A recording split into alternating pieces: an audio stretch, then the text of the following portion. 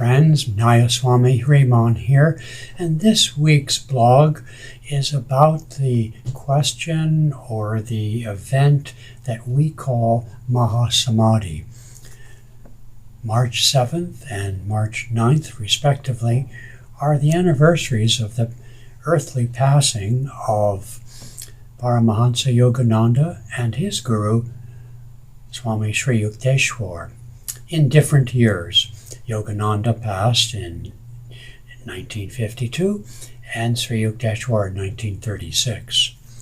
People sometimes ask, well, what is Mahasamadhi? How does it differ from an ordinary human death experience? Mahasamadhi, Maha meaning great, Samadhi meaning the highest level of consciousness, God consciousness, cosmic consciousness that the soul can achieve, suggests that the advanced soul, the saint, who undergoes an experience that others believe is entitled to be given the name Mahasamadhi, leaves his or her body consciously, willingly, calmly, and without loss of consciousness. Now, when a person dies and they exit, their soul exits the body, of course the body becomes lifeless. So on one level you could say, well, it doesn't look like they're conscious, they're gone. But in the examination and the experience of the person's leaving, there are usually several telltale signs. Often, the person, the saint, predicts their death. That's not uncommon in human experience, but that's one of the telltale signs. Predicts their death as to circumstances, date, time, and the like. Another is that they don't die of any obvious fatal medical condition.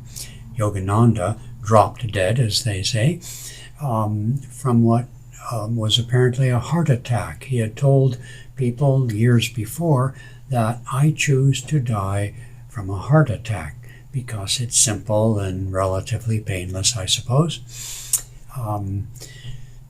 And so they seem very present when they go. Lahiri Mahashai, one of the gurus in the lineage, stood up before a crowd and circled his body 3 times, shouting out or saying out aloud that he was exiting the body. So when these things happen, it's clear to those present, those at least in the know of their impending exit, that the saint exhibits all the signs of a conscious exit. Another sign takes place later. It can be in the form of the incorruptibility of the body. Now that's a tenuous connection, but it's still one of the telltale signs.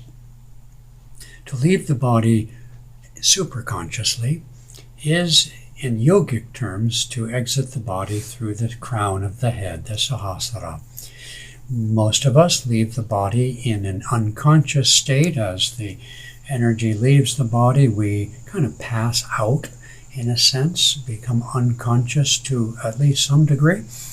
And as we go up through the spine of the astral body and exit through the back of the head at the base of the spine, the base of the brain, representing the subconscious state, which in turn signifies a somewhat unconscious, subconscious exit. So Mahasamadhi promises to us, illustrates to us, just as Jesus' resurrection on the cross does for all of us, for Christians, the promise of our soul's victory over the mortality of our earthly existence and of our body, to leave at will. Someone once asked me, well, gee, that sounds like suicide, and it isn't. Why isn't it? They might predict their death, they might seem to leave consciously and willingly, but the difference is that a saint lives in attunement with the divine will. The ego, as you and I experiences it, where I make a choice to do this or that, is not really the reality of the consciousness of a saint.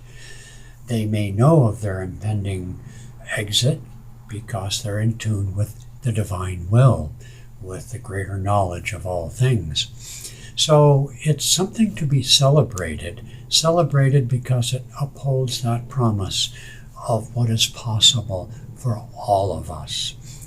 So this week at Ananda Worldwide and at other places where disciples of Yogananda gather, there will be meditations and event programs and services to celebrate the Mahasamadhi of Guru and disciple, so close in the same month and so close in spirit.